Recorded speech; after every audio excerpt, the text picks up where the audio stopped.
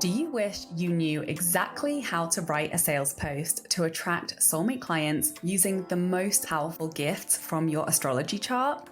Well, guess what? Now you can learn how for free. I'm going to share my cosmic copywriting secrets that have helped people to instantly turn strangers on the internet into buyers for their high-ticket offers. In my 5-part training series, Cosmic Attraction Copywriting, you'll learn the mindset switch that takes my clients from feeling confused about their content or not feeling fully safe to share their story online to making sales more easily and naturally than ever before, with the astrological placement that unlocks a new level of depth in your storytelling that builds trust 10 times faster with the clients who are genuinely a very aligned fit to work with you. Plus, the messaging tweaks that take my clients from attracting people who can't afford it to easy sales into 5-figure offers with no sales calls. And you'll get clarity on the 3 things your soulmate clients need to hear from you consistently in your message to feel confident and excited to buy your offer. You'll also get my writing process prompts to share your story in a powerful way that stands out to the right people and leads to ready to buy clients popping up into your DMs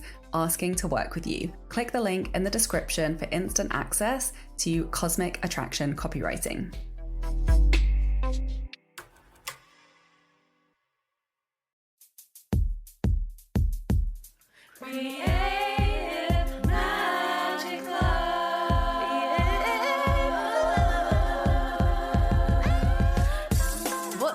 This is Sarah Mack and welcome to Creative Magic Club. Together, we'll discover inspirational stories of creative entrepreneurs living out their dreams, doing the work they are most passionate about, and building wealth in magical and fun ways. While building a 6-figure income as a writer and coach, helping other women to launch their dream businesses, I've connected with so many incredible people and seen it proven again and again that you can thrive financially doing whatever it is you are passionate about. I'm here to share life-changing strategies for mindset, making money, and reaching more people with your work in a business and life filled with creativity, freedom, and fun.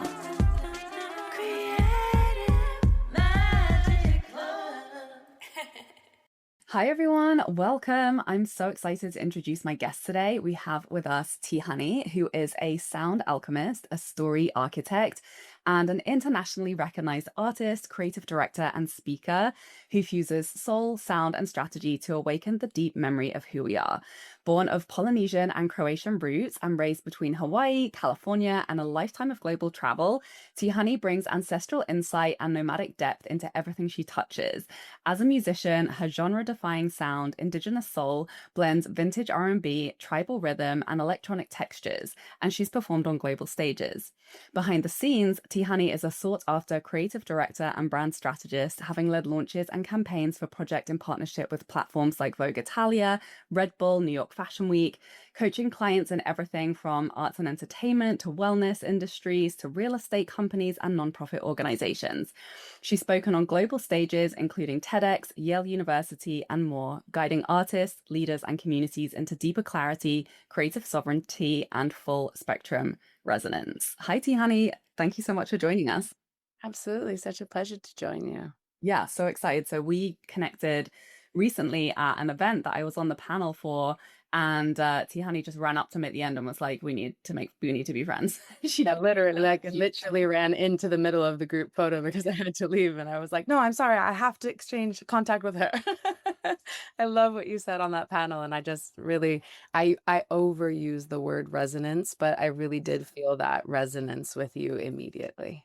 I love that. I'm so here for that, and she's so amazing, and I can't wait for you to find out more about her.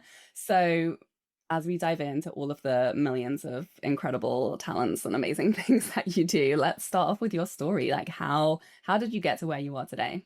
Yeah, that's such a cool and probably winding question for so many people too, right? I think the easiest way to say it is that I grew up like from the womb in Polynesian culture. As soon as you get out, they like make you dance and sing. So that was always in me. It was my way of processing reality. Storytelling was really my way of understanding the world. And then I was also in all of the dance conservatories and all of that. And I was really on the theater track thinking that I was just going to be a stage performer my whole life. And then when I got to my dream stage school in New York City, I really started diving more into music. And then I ended up traveling in a series of fateful events to Europe and France. And then I ended up in Kenya. And then I was doing a lot more behind the scenes. So I gradually went from just doing music to like producing bigger music events. And then I started getting really excited about how do we capture this? Oh, how do we capture content? Oh, how do we edit the video? How do we put that forward? And so gradually one thing just led to another. And I became something I didn't have a title for. I didn't know what it was. I just felt like, oh, I do all the things. And this really seasoned, older, mature creative director one day said, "You're a creative director." And I was like, "What's that?" And she was like, "Look it up." And I felt so seen and so aware all of a sudden, like, oh, that's what I'm doing. And so essentially, I really have one of those life paths where I was really, really driven and focused on one thing, but then I sort of ended up falling into other things along the way and then really ended up combining all of them. So as a creative director, I really worked with, like my bio says, everything from wellness industries to real estate companies to arts and entertainment to fashion. And then I started noticing something really interesting, which was happening, which was all of my clients were needing more than just creative strategy work. So I could come on for someone's launch or someone's campaign. But we started doing deeper work. It was like, oh, what are the blocks that are holding you back? Or what is the thing that disrupts your consistency? And what is it really that you might be scared of that you're, creating a barrier to success about? And so I realized, oh, I'm not just creative directing these campaigns or launches anymore. I'm actually also coaching these people in a different creative and really energetic way. And so now the work that I do is really combining both of those. And ironically, somehow I always end up also singing. So I'll end up like bringing on a client who's like, I'm doing a book launch. So I'm creatively coaching her and I'm strategizing her book launch. But then she'll be like, can you also sing at my book launch? So somehow my work is really, it's art centered, it's entrepreneurially driven because I love business and I love how much entrepreneurialism allows our art to reach people and really become self-sustaining source. But it's also very deeply soulful, energetic work that I just like to also call magic. Yes, it's magic. That's what we're about here on the Creative Magic Club podcast. So I love this, and I love how you really are successful and thriving at being like an extreme multi-hyphenate. And Harbor I know niche. that that's a path. Yeah, it's a path that I know so many of us really struggle with, particularly when it comes to trying to, communicate all of the magic that we bring and trying to identify, well, who is my ideal client, and like creating a client attraction system and being able to put your wholeness into a brand that other people can then understand and then also promote for you and be like, oh, help to identify who you can help and to connect you with those people that you can help. So it seems like you've said a lot of it kind of unfolded very naturally, these additional layers to your creativity. But can you speak a little bit to, did you ever feel challenged by trying to put yourself in a box or trying to communicate what it is that you do or trying to fit all of what it is that you do into a package or communicate to clients? Did you ever struggle with that? And if you didn't, why do you think you are so successful at Oh bringing my gosh. all of I you struggled into your with work? it, I think, yesterday, this morning.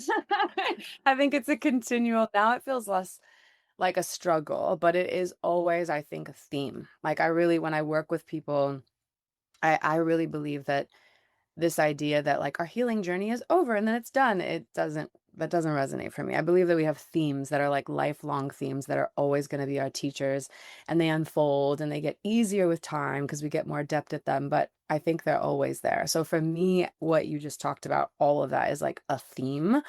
I think even in intimate personal relationships, there's an incredible experience of learning there's only going to be so much of me that is truly grasped and seen. And that's part of the magic. It's just like magic itself. Like there's only so much of it that we'll ever understand.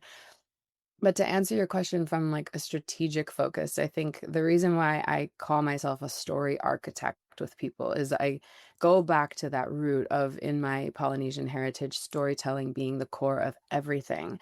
And I think that that is the magic tool and ingredient for anyone who is a multi-passionate or a very multi-dimensional person is like really getting so honed in on like what is your story? What is the story? I call it like the story you were born to tell. Like you might have a lot of stories. I have so many. I could go on so many different podcasts. But this kind of story is like the story I'm born to tell. And I think that's the really fascinating, fun edge and space that people can play in is like, oh, okay, there might be a lot of different stories I love. It's the story of like this kind of person or the story of this kind of person. But when I'm really honest and I tune into like, what's the one that's like the full body yes, the it lights me up, like that's just me, it's who I am, like I'm just here to be that person. It also usually contains a little bit of like fear in it and probably has a little bit of like, but I can't be that, like can't be that one, no, that's probably the one. So I would say that, you know, storytelling and then strategically storytelling marketing, thankfully we're in this really beautiful era where people really do want to know another person's story.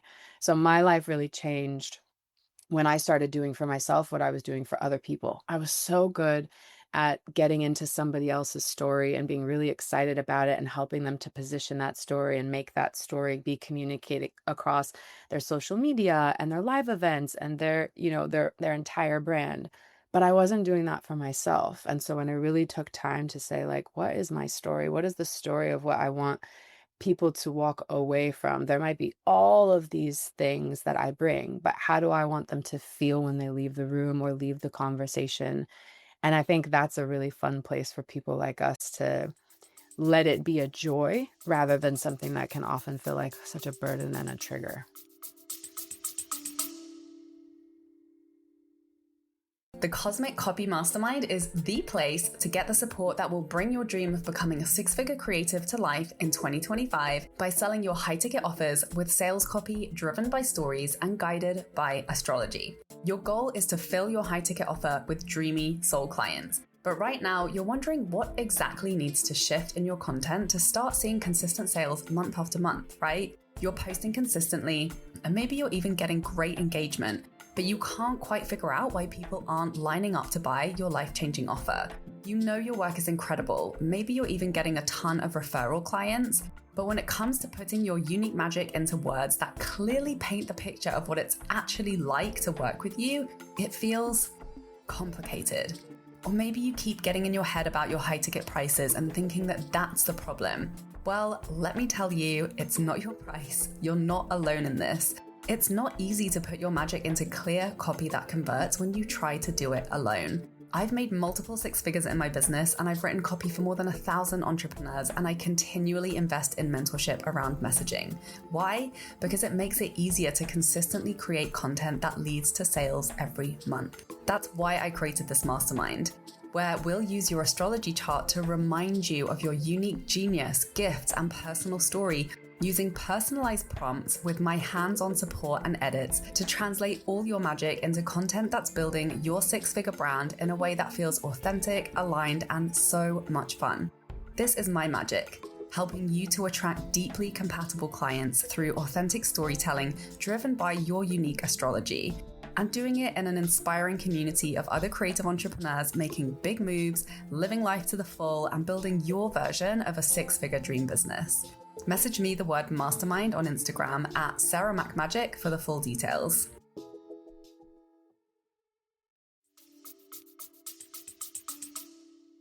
Yeah, that's such a good answer. And I think there are so many clues, like you said, in our roots, you know, like what are those threads that you can see have been there from the beginning? Like I've been having this conversation with clients recently when we reflect on, you know, sometimes when we have those big moments or those big turning points where we're like, I'm going to do what I want to do, you know, and you feel like it's a breakthrough, or you choose to step into something, or you've done a lot of work or a lot of reflection, or you've had one of those light bulb moments. some of the first things that we create, even though they might be, very different and our work may have evolved a lot, there's usually a seed or a kernel of that original thread. And so we can, pick up clues from really examining our life story and those turning points.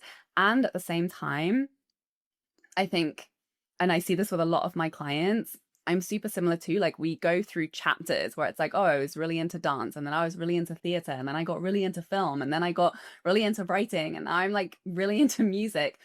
And there's different chapters that can bring like an additional angle or skill that kind of comes online. And I'll have these moments with clients where we're like, oh, why are we not talking about this part of your experience or this part of your genius? And how can we integrate that into what you're already doing? And those can be other moments where it kind of clicks and you're like, oh, I feel, like this is me really like leading with my gifts and me really leading with the value that I'm capable, the full value that I'm capable of offering clients. And it can feel really good to do that. And at the same time, it can all just feel really overwhelming because you're like, well, there's a million different things I can do. So I think it is so important to be doing that internal work and really fostering that connection with ourselves and our creativity to be driven by our intuition and to be driven by our joy. Because I think one thing that I see keeps a lot of people hung up is I could do all the things and all of the things could really help other people. But I always like to challenge that and tell people that there's that really nutrient dense layer of cream at the top. It's like, but what is that sweet spot where you love it more than anything else? It comes super easily for you. You're really gifted at it. And it's extremely valuable for other people to receive from you. And I think that's our work, is to get to that. And often we don't get that clarity until we're actually out there helping people and serving clients, and our skills and gifts are continually evolving. So yeah, I'm curious, like, what are your words of wisdom for other multi-passionate entrepreneurs in development who are trying to find their thing and trying to feel some cohesion in the way that they're representing themselves in their brand? Yeah, you said so many good things.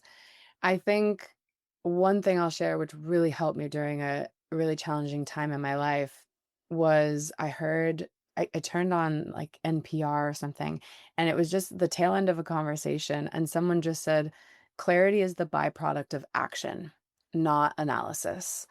And I was like, that was for me. I don't know why, but that was for me. And it took me many years to understand the nuance as well to that piece of wisdom, which is I'm an Aries. So I'm like, as an Aries woman, I'm like, oh, action, no problem. Let me do all the things. It's like, no, no, no. Clarity isn't the byproduct of doing all the actions that you could possibly do. Clarity is the byproduct of really tuning into like, what do I feel like are the action steps I'm being guided to try without judging them? That's a huge piece of wisdom I would give someone. Don't judge the pings or intuitive hits that you get when you're asking these kinds of questions. Like, what should I do next? What is the truest, most aligned thing for me to do? What is the most authentic expression that I could do next? And then we'll get an answer. And then we're like, oh no, that must mean nothing.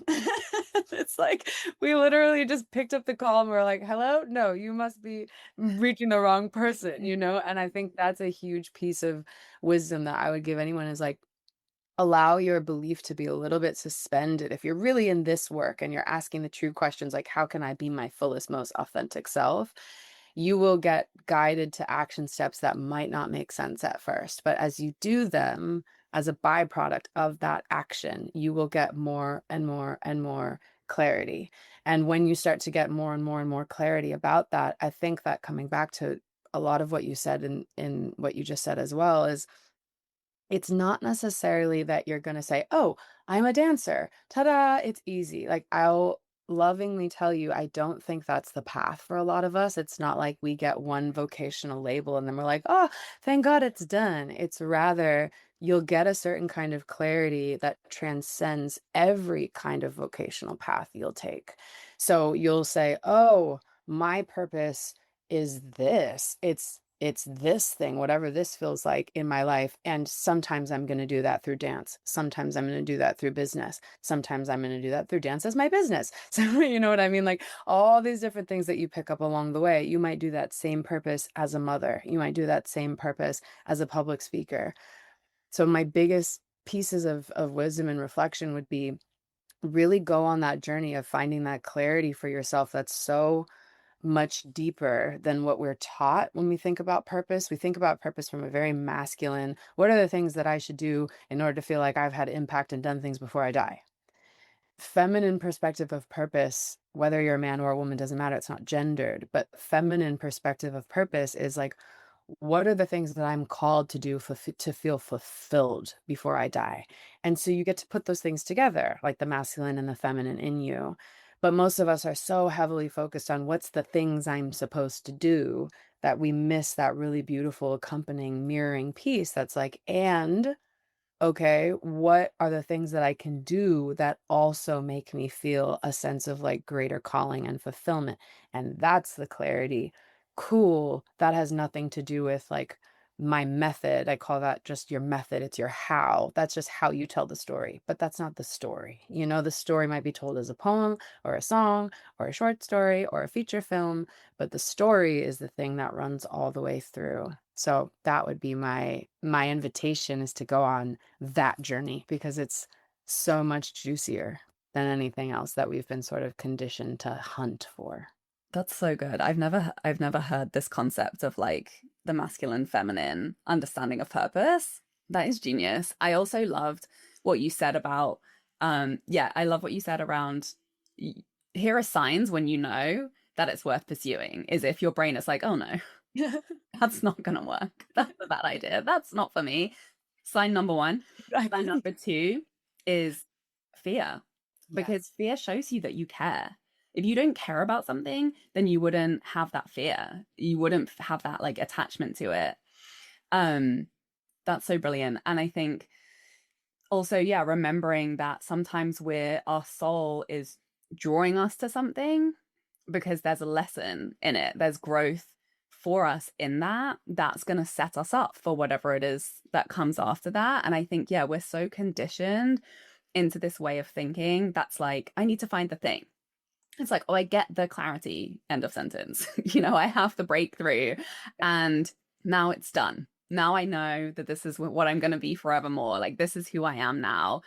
Or this is going to be the thing. I think also in the business world, there's this kind of false understanding of alignment, where it's like when you're in alignment, I mean, this was a conversation a few years ago. I don't know whether it's so much anymore, but it's like when you're in alignment, then it works. So I feel like there was this kind of craving and this searching for what's in alignment, and people just get hung up on really like the small insignificant things, like, oh, it's the name of my offer, or it's like the platform that I'm promoting it on that's not in alignment for me, and just like constantly trying to like bringing that perfectionistic attitude to it versus recognizing, yeah, like what am I feeling called to take on? What are the lessons? What is the growth that's then going to equip me and just bring me more skills? I think one of the most empowering conversations for me and for clients is seeing everything through the lens of skills. It's like if you feel like you can't create what it is that you want, you have to go on the journey to build the skill to become the person to create what you want, and you have to be willing to be in that uncomfortable place of sucking at things or like not knowing and having to seek out support, of having to do that soul searching and finding your own answers and just doing it, just like being in the arena and building the muscle, doing the reps, being in the practice, because the only way we get to be something else is through practicing being something or somebody else. And it's the process and the doing of that that brings us the fulfillment.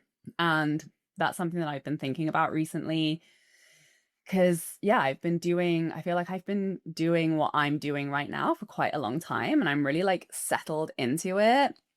And I just published my book, and so I went through this, the birth of like probably the biggest project I had taken on, and being in that uncomfortable in between space of what's next and not really having my teeth sunk into anything yet. And and I've just been asking myself, like, when I get to the end of my life, what will I have regretted not doing?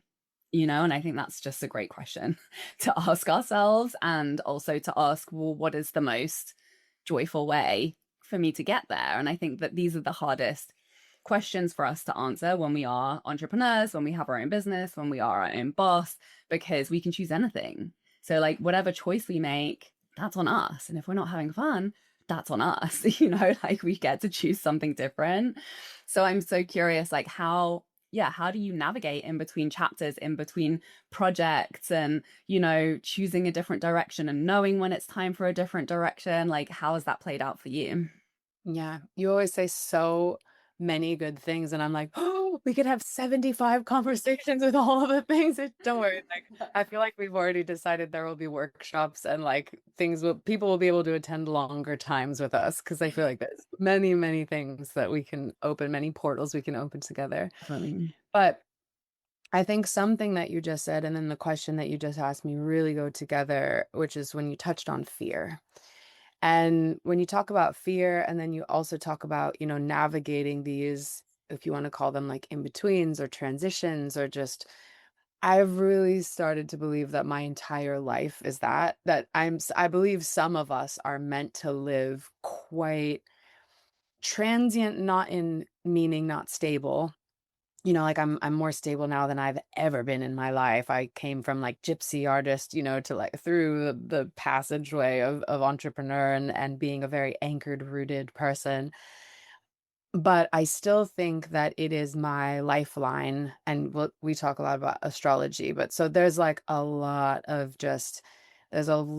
planets in my chart that have made it clear to me, like, you will always be death and rebirthing. So as soon as something is like, oh, this is clear and easy and sure, then it's like, next turn. So I think that in navigating that, whether one person just has one big transition in their life, or a few that come every big season, or you're someone like me who feels like, wow, that's me. My life is constantly always snow globing and turning over.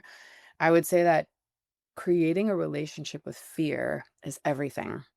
And I'm a dancer, so I'm very, very grateful that understanding fear as a somatic experience and having a somatic relationship with fear has been transformational. I recommend it for everybody, whether or not you are someone who dances as, like, I love it, ecstatic dance. I love it as a hobby. I love it as a workout, or just I love it when my friend plays good music and I go, whatever.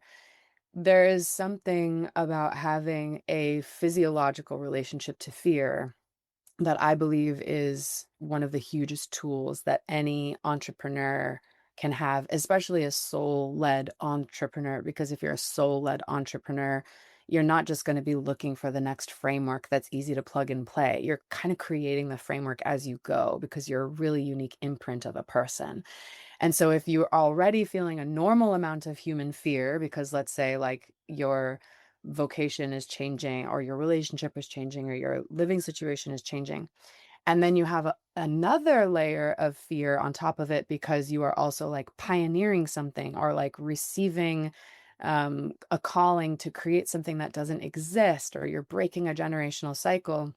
You really want to have a way of transmuting fear in your body on a day-to-day basis. So navigating fear, I think, has been and continues to be one of the biggest parts of that for me as an artist, as an entrepreneur, as a human being. And the one thing I'll say to that is, as I've navigated fear more and more with myself and with clients, it's really like looking into fear, like, what is fear? And understanding that fear is is a language unto itself. Like, fear is the language of the body. And so what we say is fear is really actually just like receiving a transmission signal, like a Google Translate transmission signal, where like the translation isn't clear yet. And so it's like if you use ChatGPT, and it's like searching the web, and you have like da da da da da da da, it's scanning, like, that's fear. And I think that we are in a really ripe place to revolutionize how we perceive fear, our mindset around fear, that if we can start to take fear as a language, like you said, as a sign, as a cue, oh, okay, fear is happening. First things first, just on a very practical level, what do I need in order to respond to the fear? Do I need to be somewhere safer? Do I need to stop doing what I'm doing? Do I need to drink water? Do I need to do 4 count breath exercise, whatever it is? And then once you're at that first level, okay, I've understood fear is here. I'm connecting to fear.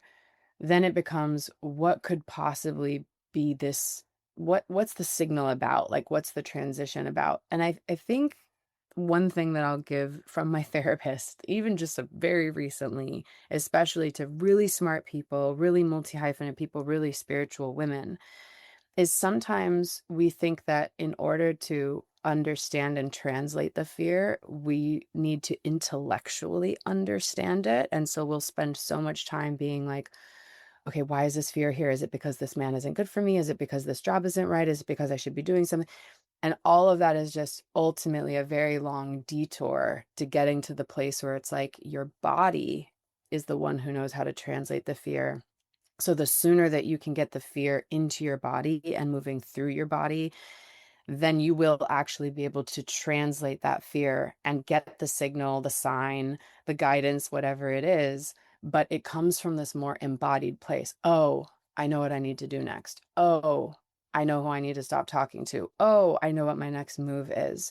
So I think that's a huge thing that I would say to people is like, if you notice you have a tendency to either over intellectualize your fear to try to understand it, or if you just kind of get overwhelmed and freak out and then shut down, which I've done all of them, I would encourage anyone to like, can there be a new relationship for you with fear where you're like, okay, I'm going to do like a shadow dance with this fear so that when the fear comes up, I know, oh, we're dancing together. You're not against me. I might still feel scared, but what does that mean? I need to be in the dance studio. I need to take a bath. I need to whatever. And that sounds so silly and subtle from a certain perspective. But that in and of itself, I think has saved me financially, emotionally, physically, so many times in my life as someone who is an entrepreneur and like creating my own way in the world. This is such a huge conversation, and thank you for bringing this because, particularly for women too, and those of us that have had to navigate a lot of trauma and like PTSD.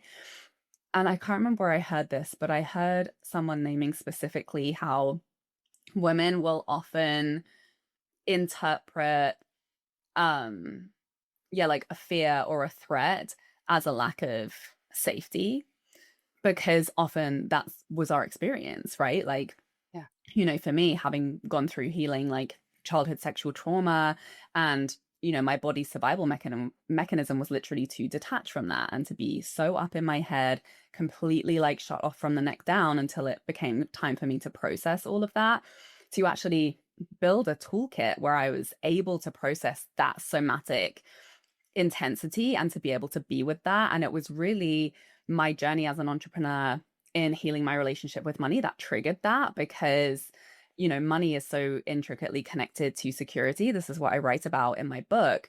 And I had to go through that process of sitting with a high level of somatic discomfort anytime I had anything to do with money, because I'd kind of made that connection between lack of safety, lack of physical safety, and lack of financial safety.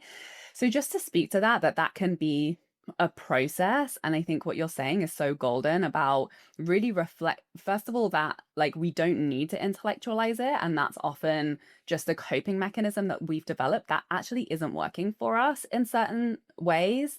And yeah, to find, I know like doing somatic experiencing therapy really helped me in being able to have a guide to sit with emotional intensity, and to be able to take that kind of tantric view that like, oh, at the same time as I feel this like anger and this sorrow and this heaviness and these, like overpowering heavy emotions, I also feel like the pleasure of the softness of the clothes on my skin. And I also feel like the, joy from like the wind on my cheek. And like we can experience all of those things, and we can have that connection to our somatic experience. And yeah, fear is, it's one of the things that our body experiences. And so knowing like what are some tools, what are some things that I can reach for, or some processes, or some rituals, or habits that I engage in regularly to get out of that intellectual mind and to really be feeling my way through. I think that's such a powerful piece of insight that you've just shared. So thank you so much for that.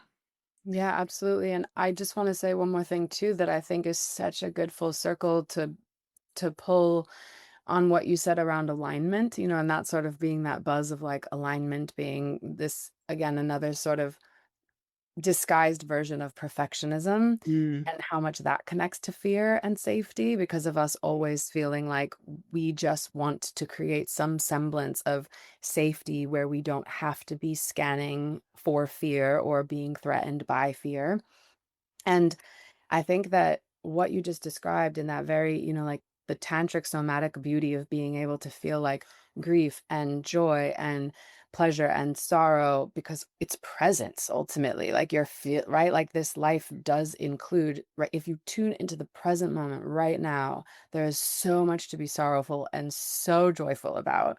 And so that's what you're feeling in that moment. And I think that is so much more powerful than what we call alignment, which is usually associated with just like, I'm just feeling all the good feelings and everything is good and there is no stress in my life. And I know people that are eight-figure entrepreneurs who are actually living dynamic, rich, wholesome, healthy, wealthy lives. And sometimes they go through a whole season of life where they're like, this is really hard. And like, I'm going through a lot of stuff in my marriage and my physical health is challenging. And like, but they're still prospering and making money and whatever because they're being authentic to their experience in the present more than they're trying to create this like picture of alignment. And I think that is something that really I hope we talk about more now because that is the magic for me of like, and that's why I overuse the word resonance because I think resonance is so much more powerful than alignment because resonance is like,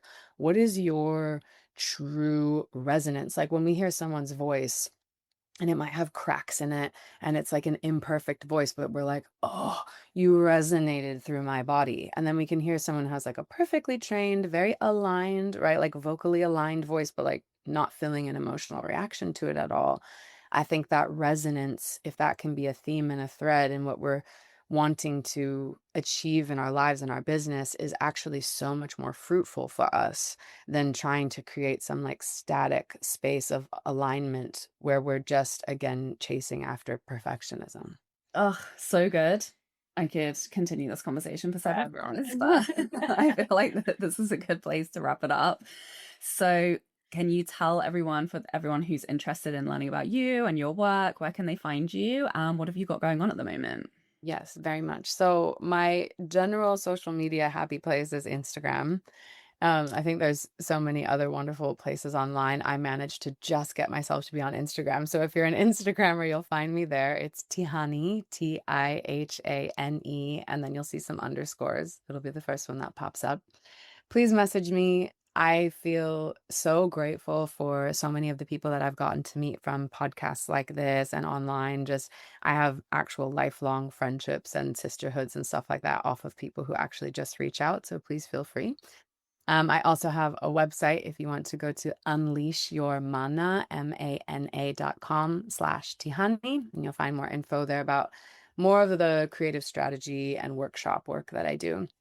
And on June 27th, I have my first album coming out. So again, if you follow me on Instagram, you'll see all the things.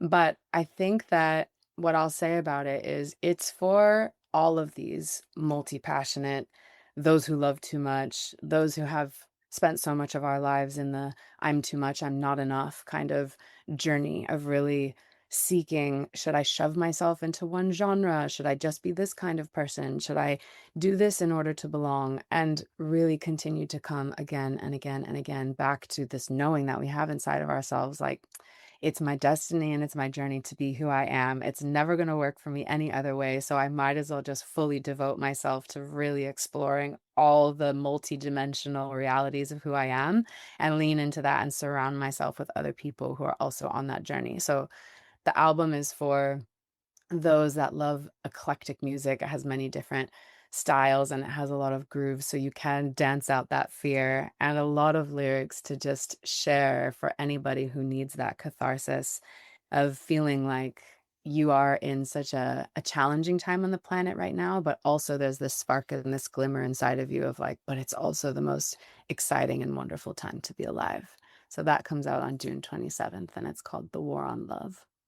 Oh, good title. Congratulations. I'm so excited. I can't wait to listen to it. And thank you so much for coming and sharing all of these nuggets of wisdom. And yeah, everyone, please go look her up, hunt her down, and yeah, connect and share anything that came up for you from this conversation. We would love to hear about it. Send us a DM. So thank you so much for being here. Please share this episode with anyone you know who would love it. And we will see you next week. Bye. Bye. For more inspirational content, head over to my website withsarahmac.com and please support the show by liking, commenting, and subscribing.